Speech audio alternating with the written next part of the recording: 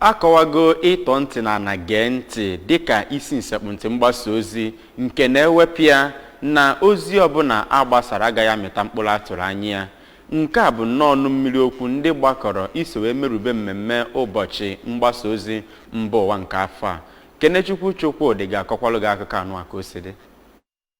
Na nkuzi ya iji wee merube ụbọchị ahụ ka Chuka Nnabuihe onye nke bụ onye managing director ụlọọrụ Anambra Newspaper and Printing Corporation mere ka amata na n'agbanyeghị na ige ntị bụ ọnatarachi nke dịwara onwe ya Chukwu na-enye mmadụ ịdị na-ege ntị n'ozi, mana ige ntị mma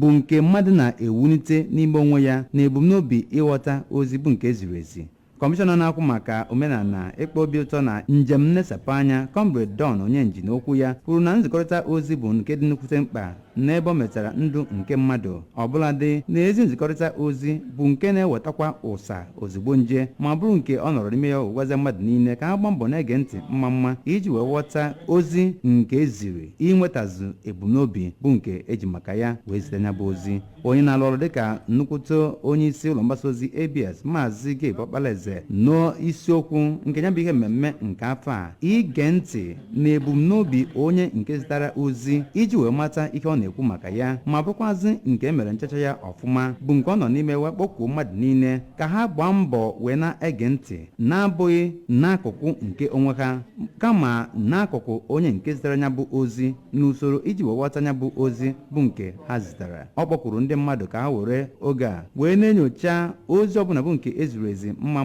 ma gbaa mbọ fụ na o nweghị onye ọ kọtara maọbụ onye ọ na-akwado tupu ewepụta ya bụ ozi n'ebe o metara ozi a na-agbasa n'usoro nzikọrịta ozi. Onye nke chịkọbara ya bụ ihe mmemme Reverend Father Martins Anụsị nke ụlọ mgbasa ozi Fides Communication mere ka amata na ụbọchị ahụ bụ nke agaghị echezonata echezọ maka na ọ ga-enyere ndị nke na-enweta ozi aka kachasị ndị nke nọ na ngalaba ọrụ mgbasa ozi iji wee na-atụkọrịta uche ọnụ ka ha wee nwee ike na-egbo iche aka mgba ma nwekwazi ike wee na-agbasa ozi ọfụma. Onye isi oche NUJ na Anambra Steeti Dr. Odogwu Emeka Odogwu kwuru na ndị mmadụ ọkachasị ndị nke nọ n'ọnọdụ ọkọchị dị iche iche bụ ndị nke kwesịrị na-ege ntị ọfụma n'usoro iji wee gboo iche aka mgba na nsogbu bụ nke na-awụnye ndị mmadụ aja n'anya.